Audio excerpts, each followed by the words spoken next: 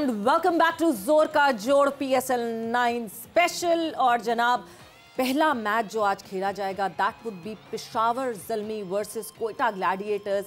Toss हो चुका है, पेशावर ज़ल्मी ने टॉस जीता, यानी बाबर आजम ने टॉस जीता और पहले बॉलिंग का फैसला किया। ओवरकास्ट कंडीशन है मुशी भाई, बादल हैं आज काफ़ी लाहौर में, तो यस शायद ये सही डिसीजन।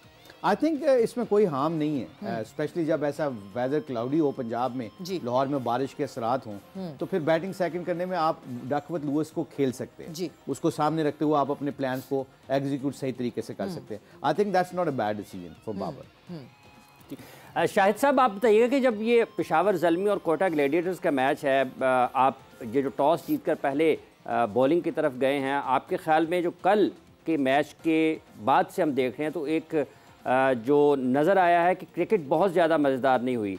हम आगे देख सकते हैं कि ये वाली चीज़ जारी नहीं रहनी चाहिए। ये जो कंडीशंस हैं ये भी कहीं ना कहीं माहौल को ख़ुद में ढालने में खिलाड़ियों को वक्त लग सकता है। देखिए, अभी मुशी भाई ने बात की, बिल्कुल ठीक बात की। डकवर्थ जो सिचुएशन आ जाती है एंड देन फिर आपको पता होता है कि क्या सामने टोटल है, एंड देन सामने जो मेन चीज़ ये है वो कि आपके जो ओवरकास्ट कंडीशन होती है, ज़्यादातर की कोशिश ये होती है कि बॉलिंग पहले की जाए। और वेदर ऐसा होता है, बॉल स्विंग सीम होता रहता है, फास्ट बॉलर्स को काफ़ी हेल्प मिलती है और फास्ट बॉलर अगर चाहे तो उस कंडीशन से फ़ायदा उठा सकते हैं, तो it's a good decision. But on paper जब मैं मुशी भाई बात करती हूँ, एक तरफ कोयटा ग्लैडिएटर्स, डिफरेंट कैप्टन, जाहिर सी बात है जैसे कैप्टन बदलता है बिल्कुल जो है माइंडसेट बदलता है एक टीम का। और क्योंकि सरफराज बहुत रेगुलरिटी में कैप्टनसी करते रहे और अब राइली रोसू आए हैं, सो आपको लगता है कि हमें एक चेंज किस्म की कोयटा ग्लैडिएटर्स दिखेगी एटीट्यूड वाइज?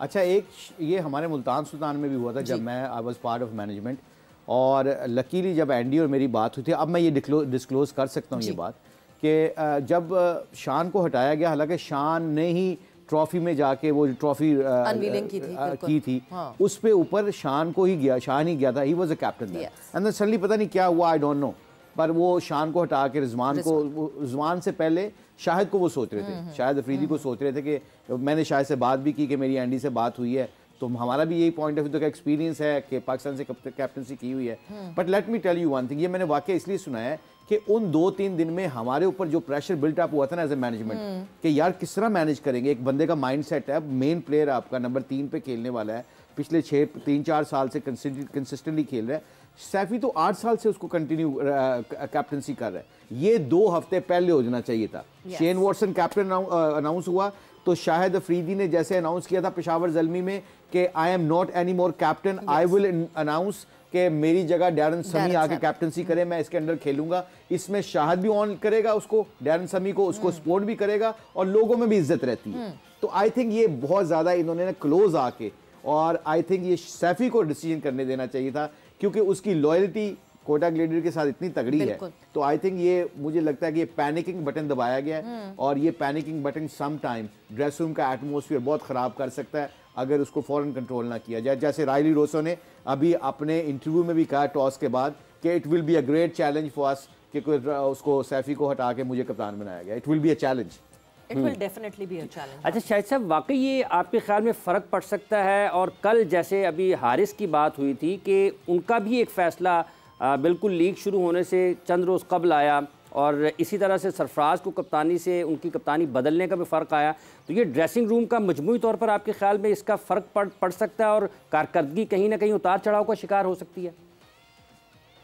देखें, अल्लाह ताला ने जो इंसान को दिमागी तौर पे इतना स्ट्रॉन्ग बनाया हुआ होता है, डिपेंड करता है आप कितना यूज़ करते हैं। ये तो आप जैसा चाहोगे वैसे होगा ना, आप अगर इस चीज़ का प्रेशर नहीं लेंगे तो नहीं होगा। तो आई मीन कि ये तो आपके ऊपर डिपेंड करता है कि आप इस चीज़ को लेते कैसे, पॉजिटिव या नेगेटिव लेते हैं, या आप सोचते हो कि यार आप इसी गम में तो नहीं रह सकते ना कि सरफराज कप्तान नहीं है, अब क्या होगा, कैसे होगा। ये तो जैसे जितना नेगेटिव सोचोगे उतना होगा। हो गया, नया कप्तान है, उसकी जो उसकी कप्तानी क्या है, किस तरह उसने खिलाना है टीम को, सिंपल इज दैट। अगर आप चीज़ों को मुश्किल करेंगे तो मुश्किल हो जाएगी, चीज़ों को ईजी रख के अगर चलेंगे क्योंकि बड़ी सीरीज़ है, सीज़न 9 चल रहा है, आपको पहला मैच हमेशा इवेंट का बहुत ज़्यादा इंपॉर्टेंट होता है और ये अच्छा डिसीजन है। मैं समझता हूँ कि सरफराज को, लास्ट ईयर भी मैंने कहा था कि सरफराज को नहीं कप्तानी करनी चाहिए। उसने बहुत क्रिकेट भी खेली है, कप्तानियाँ भी कर ली हैं। एक स्टेज आ जाती है कि आपको कप्तानी नहीं चाहिए होती है, आप अपनी क्रिकेट को वैसे ही इंजॉय करना चाह रहे होते हो, प्रेशर कम हो जाता है। कप्तानी में प्रेशर होता है, कोई फूलों का बिस्तर नहीं होता कप्तानी करना, लेकिन आप जब एज अ प्लेयर खेलते हैं, सीनियर प्लेयर, आप ज्यादा क्रिकेट को इंजॉय करते हो, ज्यादा अच्छी परफॉर्मेंसेस करके दिखाते हैं आप। एग्जैक्टली, एंड आई रिमेंबर लाला, जब लास्ट टाइम आपने ये कहा था तो बड़ा नाराज हो गए थे सब आपसे कि आपने ये बात कैसे कर दी है, बिकॉज कोयटा ग्लैडिएटर्स और Sarfaraz they go hand in hand. But मुझे लगता है कि एक प्रोग्रेसिव अप्रोच होनी चाहिए और खुद प्लेयर्स को रियलाइज करना चाहिए। मेरी सरफराज से बात भी हुई थी, ये जब स्टेटमेंट मैंने दी थी, सरफराज से मेरी बात भी हुई थी। मैंने कहा सरफराज, आई होप कि आपने इसको पॉजिटिव लिया। कह रहे शायद भाई बिल्कुल सही कहा है आपने, मैं खुद भी काफ़ी ऐसे से सोच रहा था कि मैं एज अ प्लेयर ही अब टीम को लेके चलूँ। तो इट्स गुड, इट्स पॉजिटिव। बात वही वाली बात घुमा फिर आगे, कम्युनिकेशन हो गई थी मेरी सरफराज से, हर चीज़ क्लियर हो गई थी। यस, कम्युनिकेशन जाहिर सी बात है बहुत ज़रूरी है। बट एक तरफ जहाँ हम कोयटा ग्लैडिएटर्स के इन एंड आउट्स की जो बात कर रहे हैं, दूसरी तरफ है पेशावर ज़ल्मी जिसको लीड कर रहे हैं Babar Azam. And Babar Azam who has recently been step down as the captain of Pakistan team and now he is playing free of mind. Captaincy, Pakistan की कैप्टनसी का बोझ उनके सर पे नहीं है और साथ ही साथ जाहिर सी बात है अपनी परफॉर्मेंस पे वो नज़र रख सकते हैं, बिकॉज ट्रैक रिकॉर्ड उनका एज कैप्टन पेशावर ज़ल्मी अच्छा नहीं है। सो क्या वो भी जहन में चल रहा होगा बाबर आजम के? जी लाला, मुझसे पूछे सवेरा। जी।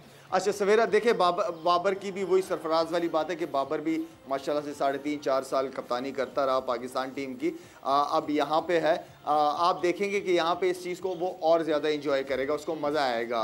और ख़ास तौर पे उसकी जहाँ तक बैटिंग परफॉर्मेंस का ताल्लुक, पेशावर ज़ल्मी का हमेशा से कॉम्बिनेशन जो वगैरह मुशी भाई भी आपको बताएंगे कि हमेशा से बहुत ही ज़बरदस्त रहा है। मुझे तो हैरत होती है कि हारती क्यों है, जीतती क्यों नहीं है ये। इतनी ज़बरदस्त टीम के साथ इतने अच्छे combination, fast bowler, spinner, batsman देखें, बड़ी ज़बरदस्त, इवन की मैनेजमेंट बड़ी ज़बरदस्त रहती है पेशावर ज़ल्मी की, लेकिन वो रिजल्ट नहीं दे पाती जिसकी एक्सपेक्ट कर रहे होते हैं मुझसे। तो मेरे ख्याल में ओवरऑल बाबर का कप्तानी इस टीम को लीड करना बहुत अच्छा साइन है। एक एक्सपीरियंस प्लेयर है, सीनियर प्लेयर है और इतनी एज भी नहीं है उसकी। तो मेरे ख्याल में अगर एज अ कैप्टन इस टीम को लीड कर रहा है तो ये अच्छी बात है। बहुत सारे यंगस्टर्स को सीखने का बहुत कुछ मिलेगा उनसे। बिल्कुल हाफिज, बहुत देर से हमारे जो साथी हैं यहाँ पे ये खामोश बैठे हुए हैं और मेरे ख्याल से ज़रा खामोशी को तोड़ते हैं। And it is Peshawar Zalmi versus Quetta gladiators. Mic किसके पास है? कौन माइक? चलो मैं आपसे ही पूछती हूँ सबसे पहले, कौन सी है आज आपकी टीम? क्या लगता है? पेशावर ज़ल्मी। क्यों? बाबर आजम की वजह से। बाबर आजम की वजह से। तो आपको लगता है आज पेशावर ज़ल्मी जीत जाएगी कोयटा ग्लैडिएटर्स? इंशाल्लाह हाँ जीतेगा बाबर आजम। बाबर आजम, पेशावर ज़ल्मी जीत जाएगा। बिल्कुल जी। आप अगर माइक इनको दे दो जी, आपकी कौन सी टीम है आज? पेशावर। बड़े कोई पेशावर के कोई कोयटा ग्लैडिएटर को भी कर रहा है वोट के नहीं कर रहा है, क्यों? स्क्वाड अच्छा है और विनिंग कॉम्बिनेशन है, विनिंग कॉम्बिनेशन, बैलेंस साइड खिला रहे हैं आज, इस वजह से। ठीक है जी, साइड पे भी हम बात करेंगे कि क्या 11 खेल रही है, थोड़ी देर में हम 11 के हवाले से भी डिस्कस करेंगे। मुश्ताक साहब, ये जो अभी जैसे शाहिद साहब ने कहा कि बहुत अच्छा कॉम्बिनेशन होता है, टीम मैनेजमेंट भी बहुत अच्छी होती है, लेकिन जीत नहीं पाते हैं। आपने इन 8 बरसों में देखा है, कहाँ आपके ख्याल में गलती रह जाती है और क्या वजह है कि जिस हिसाब से उनके खिलाड़ी होते हैं नताइज उस हिसाब से नहीं आ रहे हैं ट्रॉफी जीतने के एतबार से? आई थिंक ये बिल्कुल सही बात है कि इनकी जो टीम कम्बिनेशन होता है ना, बहुत बैलेंस होता है। They tick all the boxes basically. Spinners का देखें तो they have a very mystery spinners, fast bowler का देखें, पावर हिटर्स का देखें, इनके पास पावर हिटर मिडिल ऑर्डर में बहुत अच्छे हैं, ऊपर से बहुत इनके अच्छे प्लेयर हैं कैडमोर की शक्ल में। और आई थिंक मुझे जो फील आता है ना, जो मुझे सम टाइम फील आता है, जैसे साउथ अफ्रीका ना, एंड जैसे इनके ऊपर प्रेशर बिल्ट अप होता है ना पेशावर ज़ल्मी के ऊपर, तो I think they start panic, ठीक है, सिचुएशन में क्रिएट करने लग जाते हैं, बहुत ज़्यादा डिसीजन करने की कोशिश करते हैं। मैंने देखा है तो बहुत ज़्यादा डिसीजन एक ही दिन में लेने की कोशिश करते हैं। जो चीज़ें सिंपल करके जीत के आए होते हैं ना, उनको छोड़ देते हैं। तो I think they make things complicated, that's I understand that. क्योंकि ये इसमें पहले से आई थिंक ये पहले रात को जो प्लान करके आते हैं ना, जब सिचुएशन आती है सेमीफाइनल की या क्वालिफायर्स की, तो उसमें मेरे रात को जो डिसीजन हुए होते हैं ना, उसकी मिसाल मैं देता हूँ। जब हम अबू धाबी में हमारे साथ फाइनल था इनका, तो रात, हालांकि वो टॉस जीत गए थे पेशावर ज़ल्मी, उस वक्त हमने डिसाइड किया हुआ था कि डेफिनेटली पहले बैटिंग करनी है। वहाँ एक तो फाइनल, उसका स्कोर बोर्ड डाल के प्रेशर डालना, दूसरा पिच ऐसी थी कि वनरेबल पिच थी, उस पर बाद में जाके प्रॉब्लम होनी थी। अच्छा, इन्होंने रात को डिसाइड किया हुआ था, आई थिंक टॉस जीते उन्होंने फौरन कह दिया कि वी विल बॉल फर्स्ट। आपको पता चल जाता है कि ये इन्होंने कंडीशन को सामने नहीं रखा। सो आई थिंक मुझे तो पेशावर ज़ल्मी का ये लगता है ओवरऑल इनकी मैनेजमेंट, जैसे शाहिद ने कहा, Mohammad Akram is playing huge positive role, बहुत अच्छी मैनेजमेंट करता है, लड़कों से बहुत अच्छे तरीके से बात करता है, क्योंकि वो हमेशा एक बात कहता होता है जो मुझे बड़ी पसंद आती है उसकी, कि जो मेरे साथ क्रिकेट के कैरियर में हुआ है तो मैं चाहता हूं कि मेरे प्लेयर्स के साथ ना हो। तो I think it's a very positive sign. So Peshawar Zalmi इस दफा, मुझे मैंने कल आपको कहा, ये इस्लामाबाद यूनाइटेड और Peshawar Zalmi, they will be both teams are very very dangerous team this year. Finally खेल जाएंगे, मुझे लग रहा है ये दोनों फाइनलिस्ट होंगे, बाकी अल्लाह को पता। मुशी भाई शुक्र है आउट ऑफ द बॉक्स, आप in the box out of the box होते तो आपने कहना था कि क्वेटा जीतेगी आज। नहीं पता क्यों? अच्छा ये पूछो, आपने कहा ना मैं अनवर मकसूद की तरह हम 2-3 महीने रखते हैं, हमने फीड कर दिया आपके दिमाग में भी, हाफिज के भी, सवेरा के भी और लोगों के भी। अब वोट किसको देना है ये देखो। पेशावर ज़ल्मी के साथ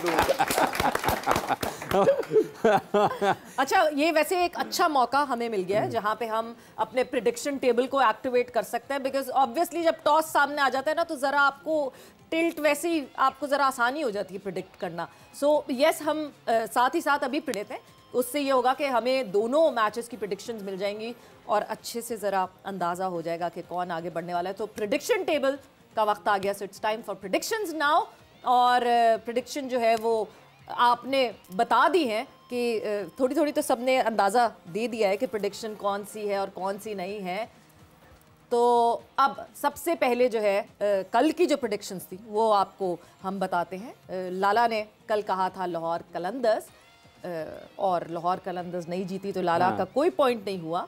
मुशी भाई ने कल इस्लामाबाद यूनाइटेड चूज़ की थी, इस्लामाबाद यूनाइटेड जीती तो 2 पॉइंट्स मुशी भाई के। अच्छा, ये तो बजाओ, कैमरा मेरे ऊपर है। हाँ जी है, कैमरा मेरे ऊपर नहीं है। नहीं, इस वक्त जो है कैमरे पे वो है, कैमरा मेरे ऊपर करें क्योंकि मैं जीता हूं ना पहली दफा। अच्छा, तो कैमरा मेरे ऊपर हाँ जी, करें, कैमरा जी कट करें, कट करें, मेरे ऊपर करें। आ गया जी।